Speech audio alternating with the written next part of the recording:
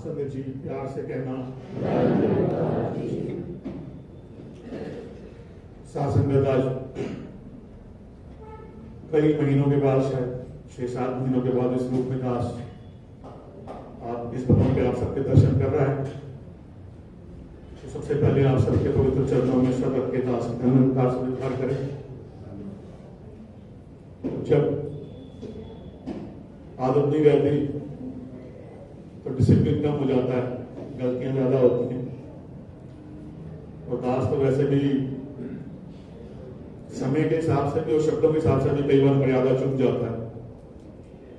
तो दास कार्ड में आप सब संतों से क्षमा प्रार्थी है कि अगर कोई शब्द बुरा लगे, कोई बात गलत लगे तो कृपा न दास समझ के बच्चे को बख्श दे।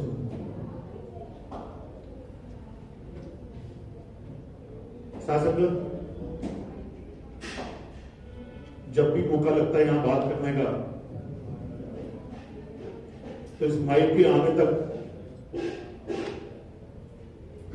आदमी ब्लैंक होता है, उसे पता नहीं होता कि क्या बोलेगा। तो जो माफी मैं मांग रहा हूं उन शब्दों के लिए, या जो मैंने मांगी, वो शब्द बोलेगा कौन? दिनेश को सुनने में कोई आया? हर घट में राम बोले, राम बिना घट बोले कौन? तो बोलता कौन है मेरे बीच में? यहाँ जो भी बैठता है उसके बीच में बोलता कौन है? बोलने वाला तो राम है शासन में। सुनने वाला कौन है? सुनने वाला भी राम, क्योंकि जब इस शरीर से राम का तत्व निकल जाएगा, जब ये शिव सदाशिव शरीर से निकल जाएगा तो शव ही बचे। तो सुनने वाला भी राम, बोलने वाला भी राम, तो फिर गलती कैसी और किससे? तो गलत तो बोला जाता है कई बार, तो वो गलत कौन बोलता है शास्त्र में? शास्त्र में हर बार जब हम श्वास लेते हैं वो एक जन्म है, तो हर बार जब हम श्वास छोड़ते हैं वो एक मृत्यु है। कहते हैं ना आखिरी सांस लिया। हर सांस के साथ एक जन्म, हर सांस छोड़ने के साथ एक मृत्यु, और हर श्वास में इस जीवन और मृत्यु के बीच में आपकी कॉन्शियस अगर आपको ये याद दिलाती रहे कि ध्यान से राम बोले, रावण ना बोले, अगर वो कॉन्शियस हर सेकंड, हर श्वास के साथ आपको याद दिलाए बोलने वाला राम, तो वो अवस्था ही भक्ति है शास्त्र में। राम दिन में 2 घंटे संगत में याद करने का नाम नहीं है। हर श्वास के साथ अगर ये चेतनता है कि मैं जी रहा हूं और अब मैं मर रहा हूं, और इसके बीच की जो मेरी यात्रा है इसमें सिर्फ राम है, और धीरे धीरे वो महत्व जब इतना बढ़ जाए कि अंदर का रावण मर जाए और सिर्फ राम ही राम रह जाए, वो भक्ति की अवस्था है शासन में। और ये प्रैक्टिस से होगी, किसी को आधे घंटे, किसी को 1 घंटे, किसी को हर मिनट, बट कंटिन्यूअसली कोशिश करनी पड़ेगी कि कॉन्शियसनेस में ये बात आ जाए कि हर घट में राम बोले। शासनगत एक एग्जाम्पल से समझते हैं इस बात को। एक शब्द है बुद्ध। महात्मा बुद्ध के बारे में हमने सबने सुना है। बुद्ध वो जिसने बुद्धित्व प्राप्त कर लिया है, जिसने बुद्धि को साध लिया है, जिसने ब्रह्म ज्ञान को एक मत कर लिया है, वो बुद्ध जो बुद्धि की उस ऊंचाई पर है जहां पर उसके बाद उस शून्यता और इस निरंकार के अलावा कुछ नहीं। शब्द है बुद्ध, और उसके बिल्कुल साथ एक मिलता जुलता शब्द है बुद्धू। दोनों शब्द देखो कितने मिलते जुलते हैं, एक तरफ बुद्ध और एक तरफ बुद्धू। दोनों शब्द कितना जमीन आसमान का फर्क, दोनों एक जैसे लगते हैं। शासन में अगर हिंदी में देखा जाए भाषा में, तो मुझे लगता है कि जो बुद्ध को छोड़ के नीचे आ जाता है और उल्टी डायरेक्शन में चलता है वो बुद्धू। अगर हिंदी में लिखने के तरीके वो देखें, बट चलो समझते हैं बुद्ध क्या है और बुद्धू क्या। यहां से समझ के उठेंगे हम सब कि हम में से कौन बुद्ध और कौन बुद्धू। सासंगत एक गांव में महात्मा बुद्ध आते हैं विचार करने, तो उस गांव में एक बड़ा व्यापारी रहता है जिसका बेटा सत्संग नहीं करता। तो व्यापारी अपने बेटे को कहता है, जा बुद्ध आए हैं, जा सत्संग करके आ। तो कहता है सत्संग वगैरह करने में मेरा कोई इंटरेस्ट नहीं है, मुझे टाइम वेस्ट सा लगता है, मुझे नहीं जाना। कहता ठीक है, मैं तुझे 100 सोने के सिक्के दूंगा, तू जा बुद्ध की संगत अटेंड करके। वो व्यक्ति जाता है साथ संगत, बुद्ध की सत्संग अटेंड करता है, 8-10 मिनट में चेक करता है कब खत्म होगी, कब विचार पूरे हो, लंगर करे घर जाए। तो भागता हुआ घर आता है, कहता है कर ली मैंने अटेंड, लाओ 100 मोहरे।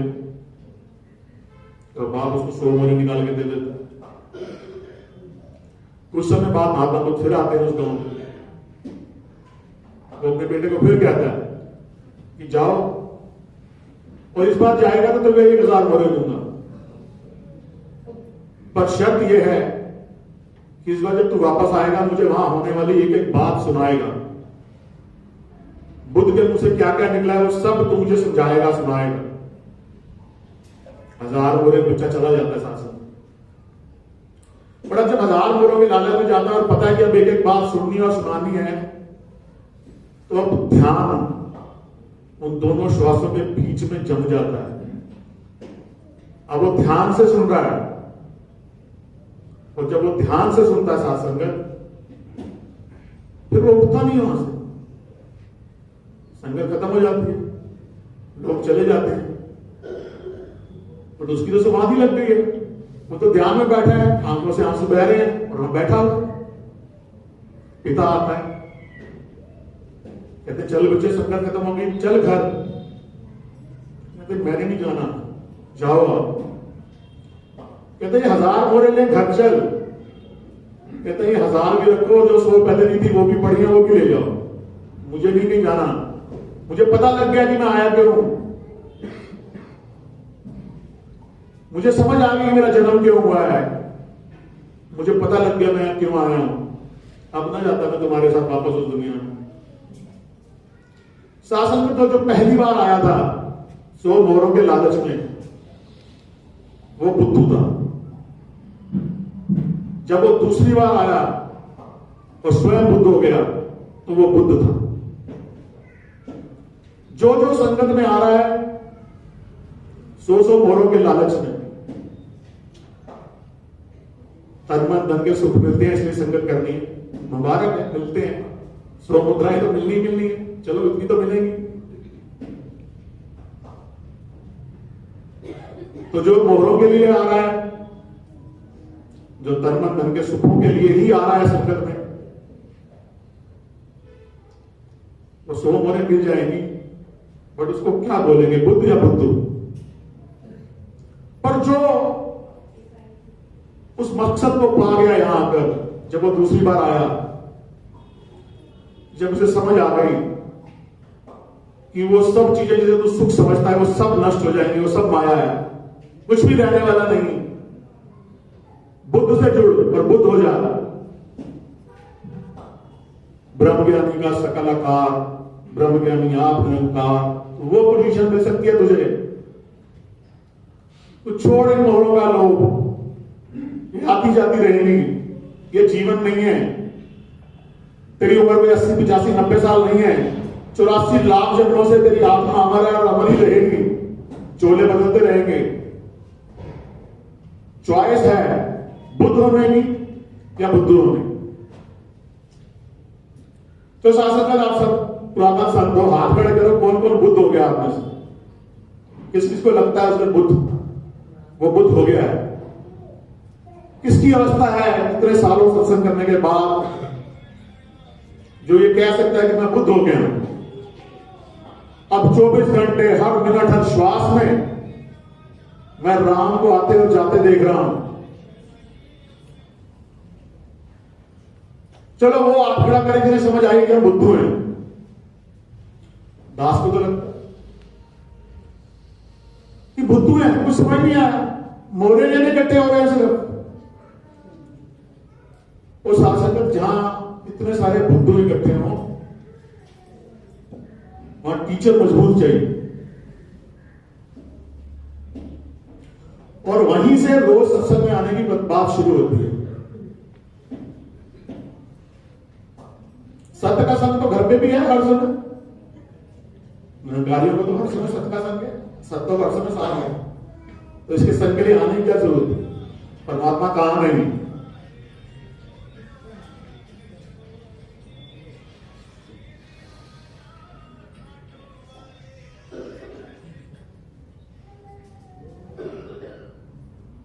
परमात्मा कहां नहीं। पर फिर क्यों बनाए गए ये संस्थान, ये मंदिर, बड़े बड़े गुरुद्वारे, ये भवन क्यों बनाए गए?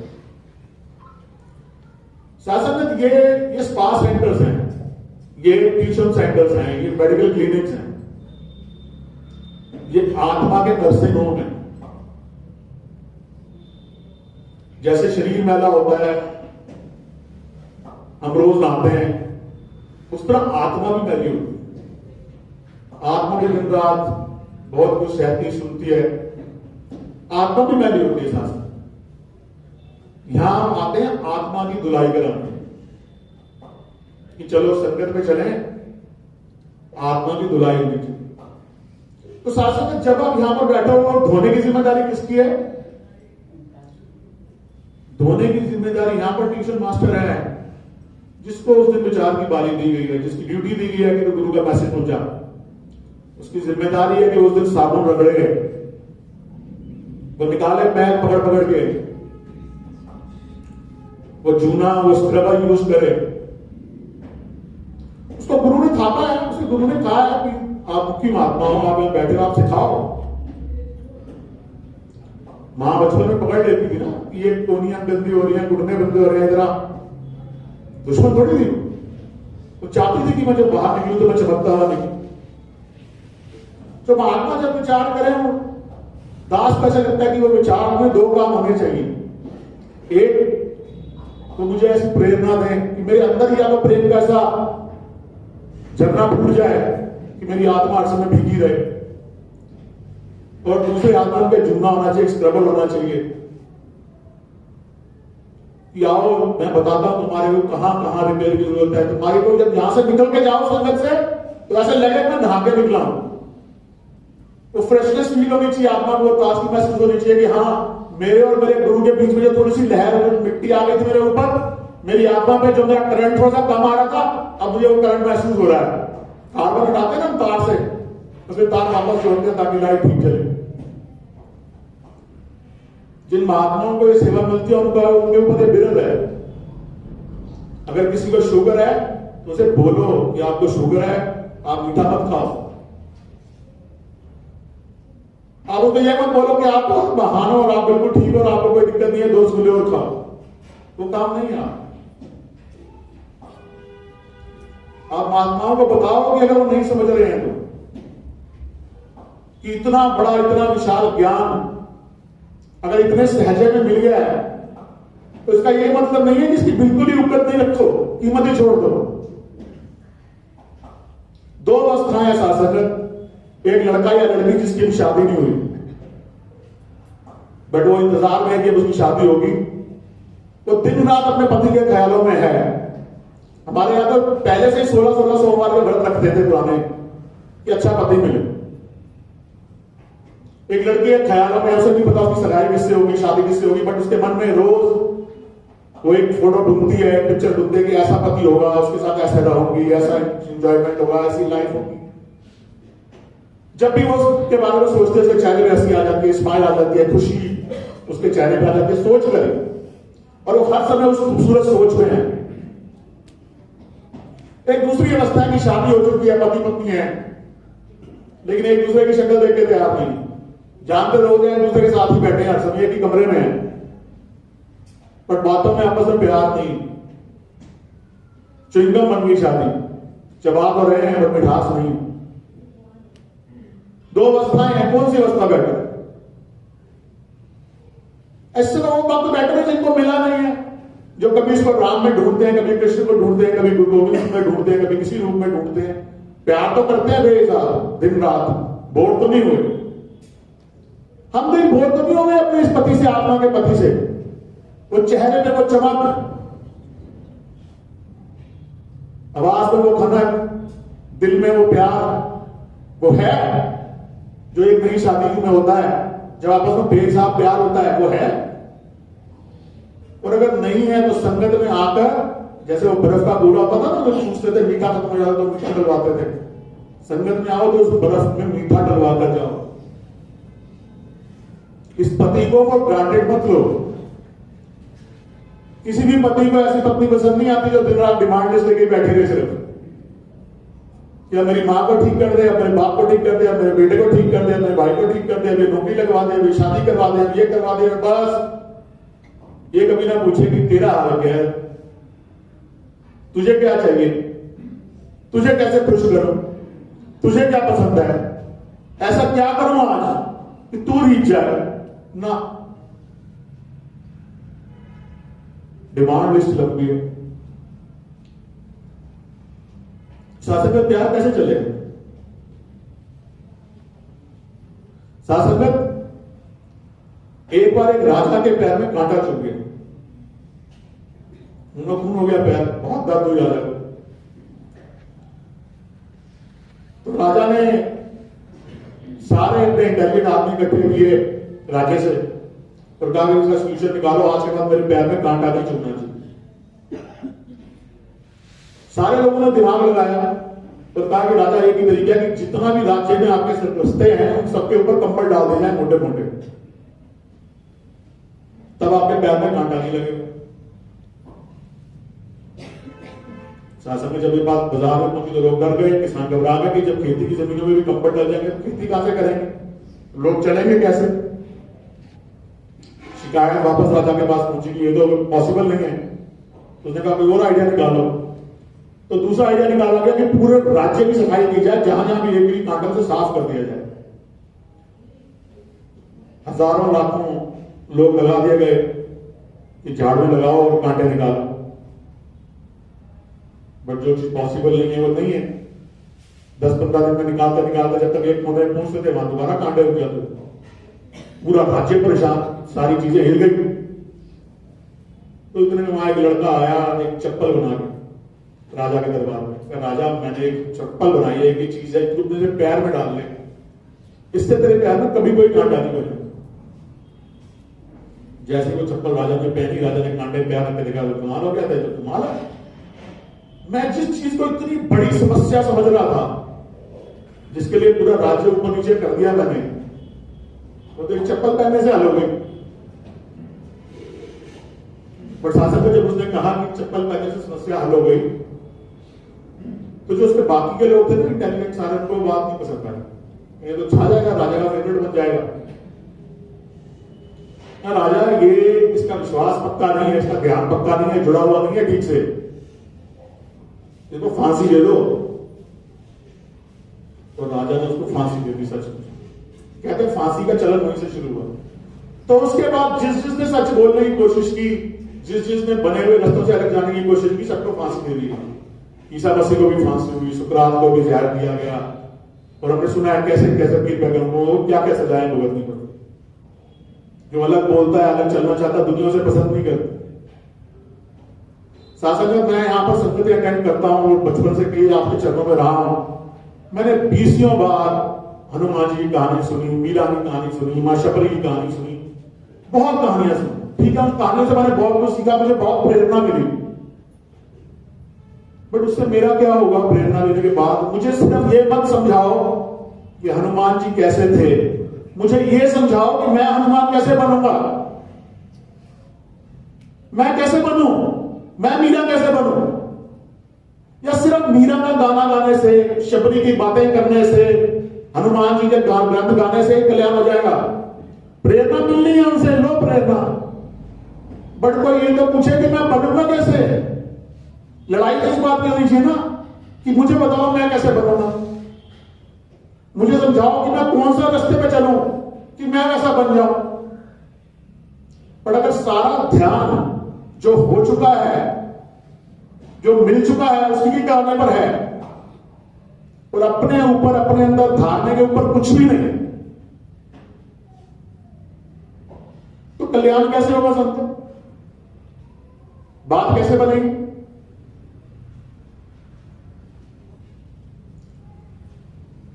भक्तजन दास की बातें थोड़ी कड़वी होती हैं, बट अक्सर दास वो कहानी सुनता है कि जैसे एक महात्मा को बोला गया कि उन्हें भी थड़े बनाओ थड़े गिराओ, थड़े बनाओ थड़े गिराओ, और उन्हें बड़े मान सम्मान से वो बिना गुरु की बात को प्रश्न किए वो थड़े बनाते रहे, गिराते रहे। तो शायद वक्त के हिसाब से अगर आज मेरे को कोई ऐसी सेवा मिलती तो मैं चरणों में रखकर पूछ लेता कि सच्चे पातशाह मेरी बुद्धि बहुत छोटी है, मुझे इसका मतलब नहीं समझ आ रहा, समझा दो कि ऐसा क्यों।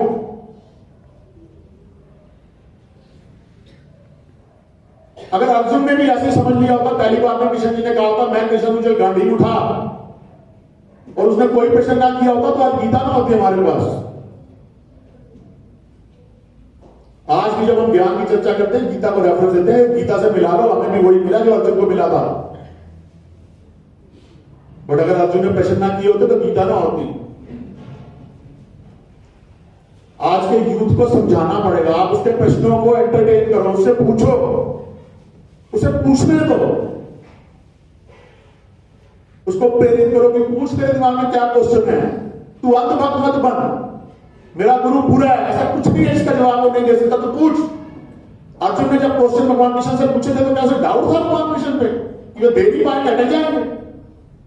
उसे था कि ये पूरा है इसलिए से पूछ रहा हूं क्योंकि ये जवाब दे सकता, हमारा गुरु पूरा है। आप समझो, क्योंकि जब आप समझ के मानोगे तो आपको अपने को याद नहीं दिलाना पड़ेगा कि आप देखो हर समय इसके साथ बात जुड़ी हुई साथ संगत। लास्ट में साथ संगत 2 मिनट में आपको एक छोटी सी, एक शराब पी के खूब अपने घर के बाहर खुलता, ताला लगा होता है, घर को बड़ी कोशिश करता ताले में चाबी डालेंगे, ताला खुल जाए, ताला खुल जाए, चाबी नहीं दर। तो पड़ोस में संत होता वो आ जाता है, कहता है भाई तूने बहुत पी हुई है तो मुझे चाबी दे, मैं खोल देता हूं। तो शराब से जवाब देता, देख यार अगर दोस्ती की वाणी है ना तो इस घर को पकड़ जो हिल रहा है, चाबी में डाल दूंगा। वो सब हमारा हाल है, समस्या हमारे अंदर है, सोल्यूशन हमें सब बाहर चाहिए। मां तो ये कर दे तब मैं ठीक हो जाऊंगी, मां तो ये कर दे मैं तब ठीक हो जाऊंगी, मां तो ये कर दे मैं तब ठीक हो जाऊंगी, मां तो ये कर दे मैं तब ठीक हो जाऊंगी। अरे अपने अंदर को ठीक करो भाई, अंदर हिले हुए हैं, बात तो स्थिर है, ये तो अचल है।